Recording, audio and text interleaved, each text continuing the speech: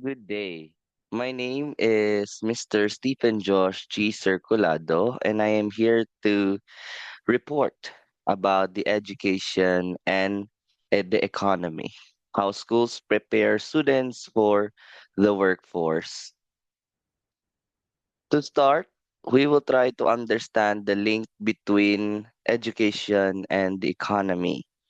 Education plays a critical role in economic development because it develops the knowledge and skills needed for productive employment. One theoretical framework that explains this relationship is the human capital theory. What is the human capital theory? The human capital theory was developed by economists Gary Becker and Theodore Schultz. Proposes that education is an investment in people that increases their productivity, skills, and earning potential. According to this theory, when individuals receive education and training, they accumulate human capital, which refers to the competencies and abilities that enable them to contribute effectively to the economy. As workers become more educated, they tend to be more productive, innovative, and adaptable to technological changes in the labor market. Studies show that countries with higher levels of educational attainment tend to experience stronger economic growth because education improves workforce productivity and promotes innovation. Number one success case is Singapore. Singapore consistently tops the rankings because it has perfectly aligned its schooling with national development.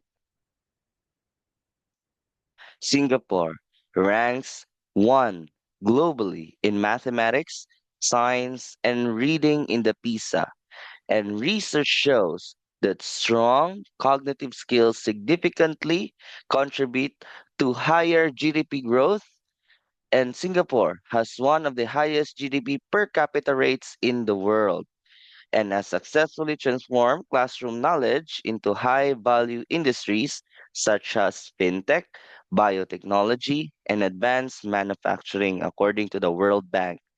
Singapore aligns education with future labor demands through forward planning, where policymakers anticipate industries like to grow in the next decade and adjust school curricula according to the World Economic Forum. Education as a driver of economic development. As Singapore has proven, education plays a significant role in the economic development. Education improves workforce quality, innovation, and competitiveness.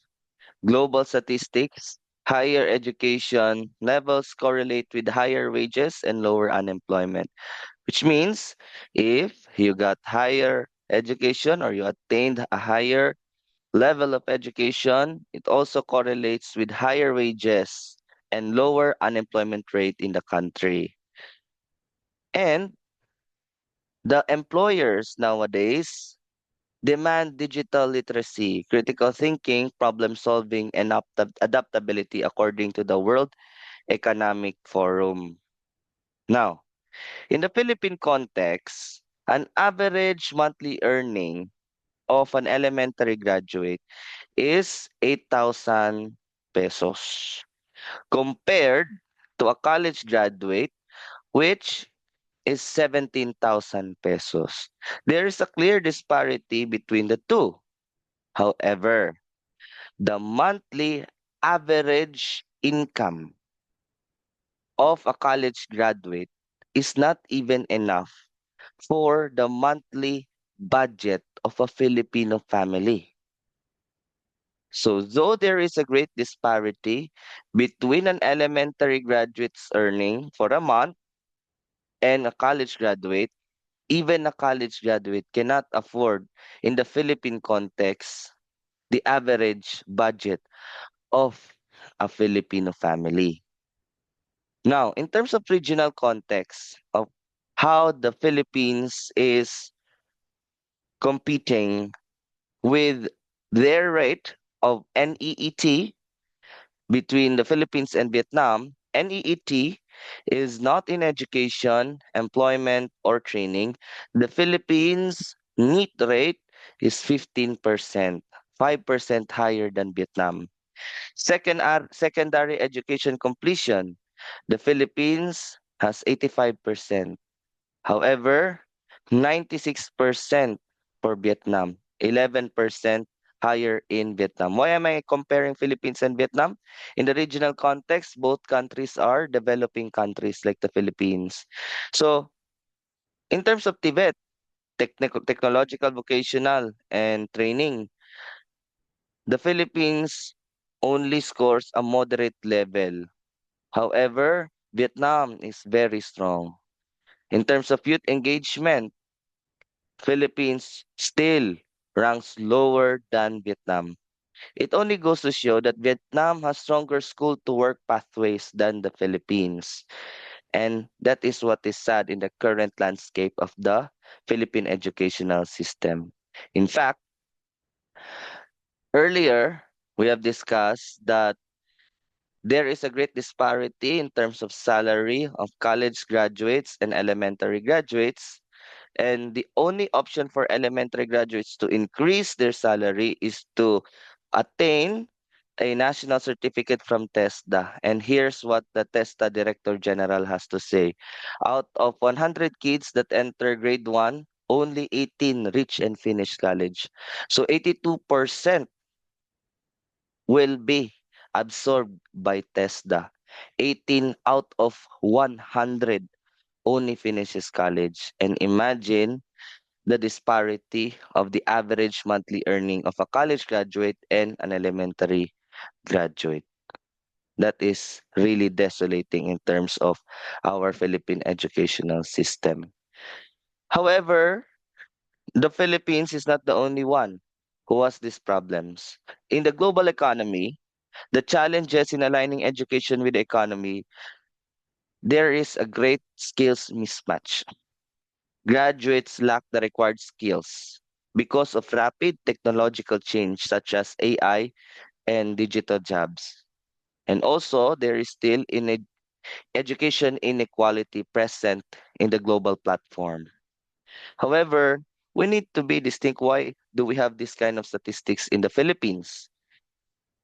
In the challenges in aligning the education with the economy, in the Philippine context, to be more specific, there is a great digital divide. There is a there is this problem for digital literacy.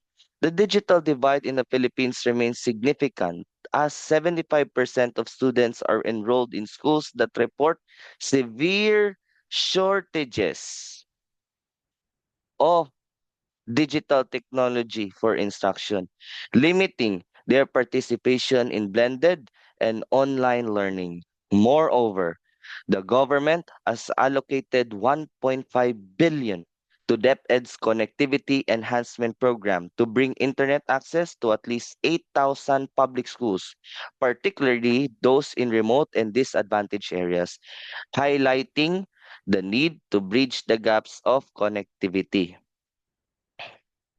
Another problem is the classroom shortages. The classroom shortages backlog is 165,000 classroom nationwide. That is the backlog of classrooms. Question, how many were built? There is only 22 out of the 17 target new classrooms for the year and the completion rate of about 1.3% as of October 25. And imagine our backlog is 165,000. Now, what is the deadline? When can we finish this? And what is the effect in the economy? At the current construction pace, it would take decades to potentially up to 55 years to fully eliminate the 165,000 classroom backlog in the Philippines. Now, another problem is not just the infrastructure, but also our literacy level. 2024 Functional Literacy Education and Mass Media Survey, or the FLEMS, by the Philippine Statistics Authority reports that although basic literacy, the ability to read, write, and compute, is high at around 90 to 93%, only about 70.8% of Filipinos aged 10 to 64 are functionally literate, meaning they can comprehend and apply what they read.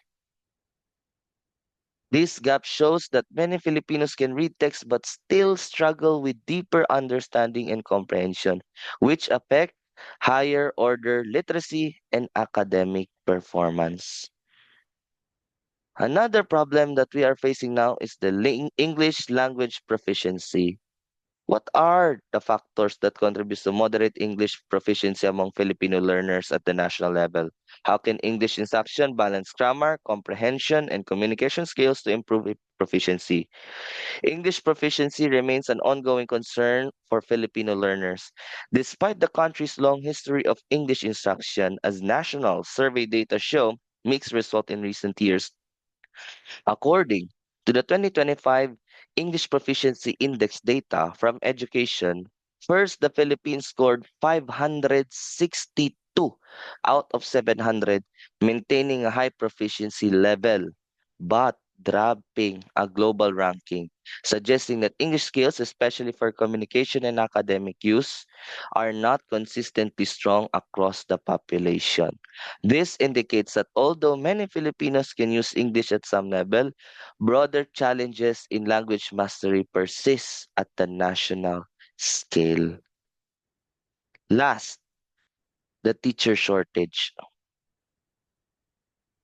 Over 86,000 teacher positions remain unfilled nationwide in 2024, particularly in rural areas. How many were hired? In 2025, the Department of Education filled about 97% of new teaching positions that were funded from the 2024 to 2025 batch, meaning most of the 20,000 new teacher posts were successfully staffed out of 86,000 teacher positions.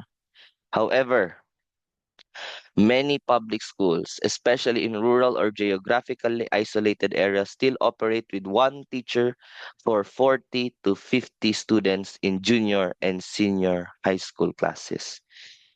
So, although we are we already established a link between the education and the economy, the current realities in the Philippine educational system is not yet there to bridge the gap so that people can strive to be better in their earnings financially and to have a better way of living in their life. Now, what can we recommend?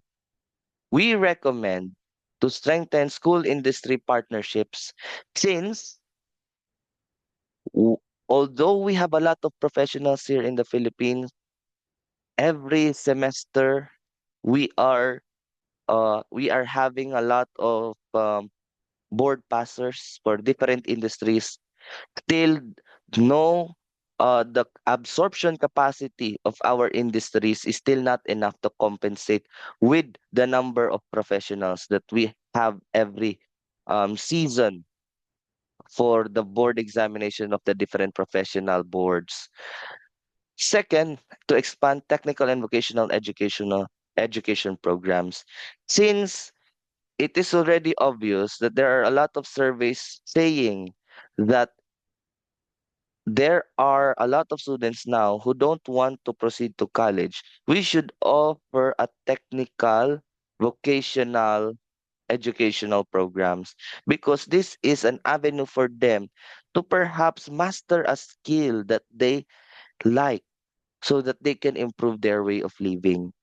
Also, to integrate digital and future skills into the curricula, not just soft skills, but mastery of skills that are technical, that would be highly compensating in the future, and promote lifelong learning for workforce adaptability. That's all for my reporting today. I hope that you've got something, and I hope to see you in our class. Thank you very much.